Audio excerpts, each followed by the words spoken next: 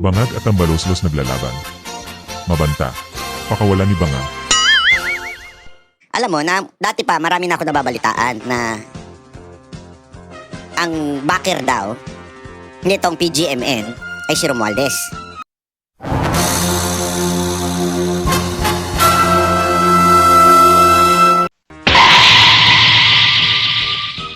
Oh, yan ay nababalitaan ko, naririnig ko. Pero syempre, hindi natin binabalita yan dahil sa ano lang kwento-kwento lang ng sa mga inner mga vloggers.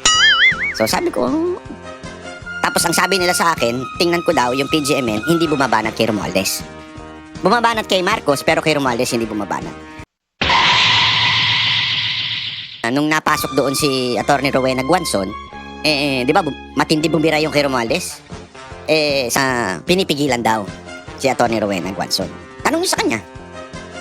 Ngayon, nung pinipigilan daw siya, eventually, parang nawala, nalipat sa Net25 at saka merong programa sa SMNI. Kasi kaya nga nung napansin ko na parang nawala si Attorney Rowena Guanzon doon, sabi ko may something na. Tapos nung narinig ko tong balita na to, since last year pa pala nagkakaroon na daw ng negosasyon. So, kasi ganyan ang style ng mga iba eh. Hindi ko sinabing sila ha. Pipitik ng konti, tapos magwa-warning doon doon sa pinipitik niya, sasabihin, gusto mong tuluyan ka namin? No, eto. Ayaw mong tuluyan? Eto. May mga ganyan talaga. Kaya yung mga nagsasabing quote-unquote na setup, sa totoo lang po pasensya na kung medyo magdi-disagree ako doon sa iba. Sa tingin ko hindi setup. Sa tingin ko, mas nilaglag. Bakit? Kasi remember, ang context nito remember, si Franco Mabanta, malapit yan kay Marcos. Malapit yan kay Marcos, ang duda ko nga, may basbas ito. Duda ko lang duda ko lang, okay? Yung kanyang galaw, may basbas. Hindi ko sinasabi kung sino may bumasbas sa kanya. O may mas mataas pa sa kanya. Hindi ko sinasabi kung sino, Pero, that is something na pinag-iisipan ko talaga. May basbas kaya ito, nung nasa taas niya, para kikilan, di umano, allegedly, si Romualdez? Kasi, yung boss niya, kung sino man yun, yung close niya, definitely not the Duterte, okay, ay hinayaan siya, tapos, para makuhaan etong si Romualdez. Para bagang ganito. Ito, ano lang teorya, hindi ko sinasabing it's a fact. This is just a theory, according to what I'm seeing doon sa mga balibalita. Na, nagsabi siya, doon sa boss niya, hindi ko alam kung sino, hindi ko na sasabihin. Sinabi niyang meron kaming hawak na ebidensya laban kay Romualdez. At malamang sa malamang, hindi alam nung boss niya na sinabing, sige, ilabas nyo na yan. So, nung sinabing ilabas nyo na yan, nilaglag nung boss niya, si Romualdez, ewan ko kung sino yung boss niya, tanga na lang, pwede nyo maisip kung sino yun. Sige, laglag mo na yan kasi,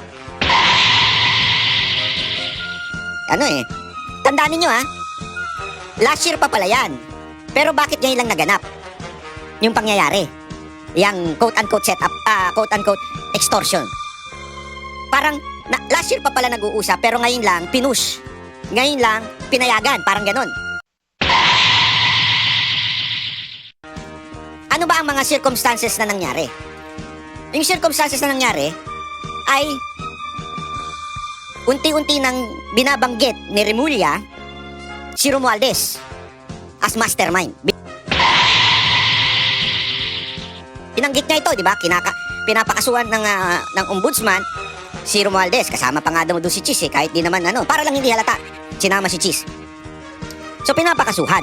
After nun, nagkaroon di ba yung maingay na tungkol sa hindi palalabasin yung whole departure order. Hiningan. Tapos nagsalita si Romualdez. Nagbabanta. Sabi niya, hindi ako papayag, ilalaglag ko kayo.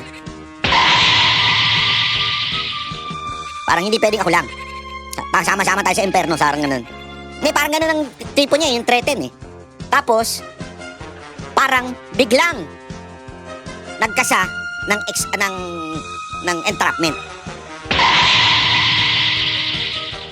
Nakikita nyo? So matagal na pala yung negosasyon noon, pero ngayon na nilalaglag na si Romualdez ng tunay na mastermind, nilalaglag na siya. bigla siyang pumayag na, okay, ganun pala ha. Sige, papayag na ako, pero i-entrap ko itong tao ninyo.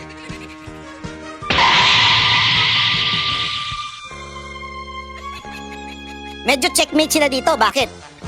Ganito kasi yan. Ito, isipin nyo lang ito ha. Ito'y haka-haka ko lang naman. Di ko sinasabing fact. Haka-haka ko lang. So, nung nalaman ni Romualdez na nilalaglag na siya ng administrasyon na ito, sabi niya, okay. I-entrap ko ngayon yung tao nyo na nangingikil sa akin. I don't know kung alam ba ng tunay na mastermind yung ginagawa ni Franco. Kasi malamang, sinabihan lang, o parang inalaw lang siya. Kasi, wala na kaming pakialam dyan. Di ba? Or, inalaw lang siya, na ilabas mo na yan para malaglag na itong si Romualdez. Pero syempre, dahil negosyante daw, di umano, allegedly, may mindset si Franco Mabanta ng ganyan, hindi ko sure ha. Hindi ko sinasabing totoo ito ha. Ito'y kwento-kwento lang na naririnig ko. Eh sabi, baka daw, okay. Sige, ilalabas ko to pero pakikinabangan ko muna.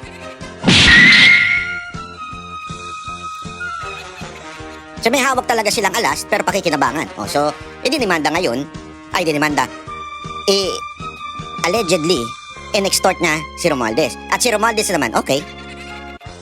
Ilalaglag ko ngayon o i-entrap ko yung tao nyo. Na-entrap na.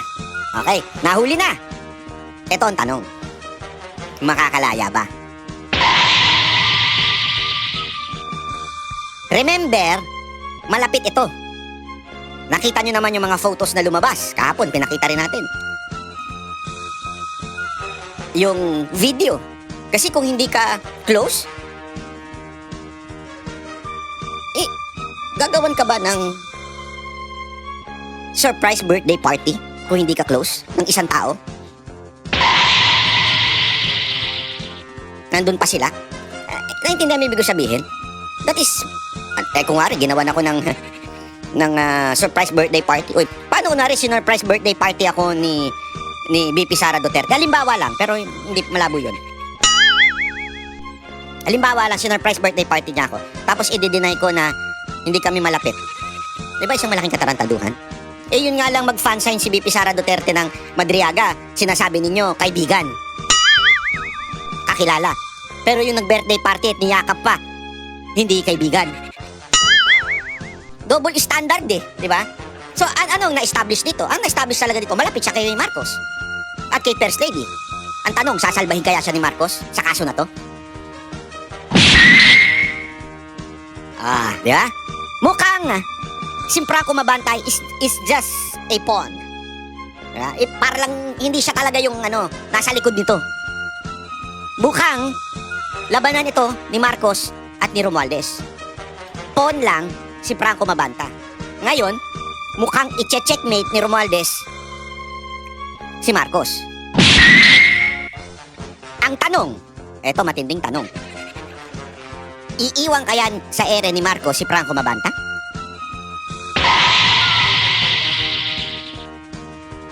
Tandaan ninyo, meron ng history si Marcos na nanlalaglag ng kaibigan. Nagsimula yan kay ES Talagang close sila pero nilaglag niya.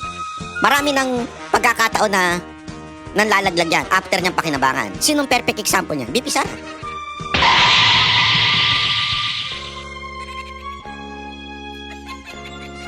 Hindi ko alam kung totoo itong naiisip ko. Na ang talagang may hawak o talagang may mastermind nitong kay Franco Mabanta ay ang presidente. Ano sa tingin ninyo? Hindi, ito'y haka-haka ko lang. Kasi malapit sila di ba? Dati. Hindi ko alam ngayon. Siya ba? At ginagamit ito na para... Kasi kung mapapansin ninyo, ano ito Iba yung galawan ng media na to eh. Kaya nung una, amoy na amoy ko na to eh. Lalo na yung babae nilang host. Amoy na amoy ko na eh. Sabi ko, may something dito. May something dito. Di ba? So, after nun, nung nagkalaglagan na, sabi ko mukhang meron na itong alitan. Mukhang naglalaglagan na talaga si Romualdez at si Marcos. I-checkmate ngayon ni Romualdez si Marcos sa pamamagitan ng entrapment na ito. Tandaan ninyo, even if wala sa kapangyarihan na si Romualdez bilang speaker, ay maraming datong si speaker. Hindi natin mapapagkaila yan. Eh, kung datong at datong lang, kaya niyang paandarin ang ilang mga politikong nasa enforcement. Yun na lang. Yeah? So, yan ang matinding tanong ngayon. Sasalbahin kaya? Ililigtas kaya? Ni Marcos, etong si Franco Mabanta? Makakapag-bail kaya? Etong si Franco Mabanta?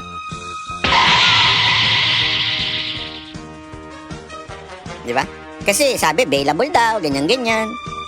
Pero depende kasi yan eh. Meron ako narinig na depende pa rin daw yan eh doon sa kaso. Kung gaano kalaki yung kaso. Eh alam nyo naman sa Pilipinas, di ba? Yung pagbe-bail, minsan nakadepende yan kung sino nakaupo sa gobyerno. Hindi ko man, sabihin ba nating separate entity ang executive at judicial, pero we know. Hindi tayo pinanganak kahapon. Di ba? Yan ang tanong ngayon. Makakapag-bail kaya si Franco Mabanta? Sana sundan ito ng mainstream media. Kaya lang kasi ngayon, tila ang sinusundan ng mainstream media ay idikit si Mabanta sa mga Duterte. Eh ang problema, tad-tad ng post si Mabanta na malapit kay Marcos. Yan ang problema sa mga, hindi ko sinasabing ganun si Mabanta ha. Kaya tayo, minsan ingat din tayo magpa-picture sa kung kay kaninong politiko. Ingat talaga ako eh. Alam mo, Director, we are fair to the NBI. But to you, hindi.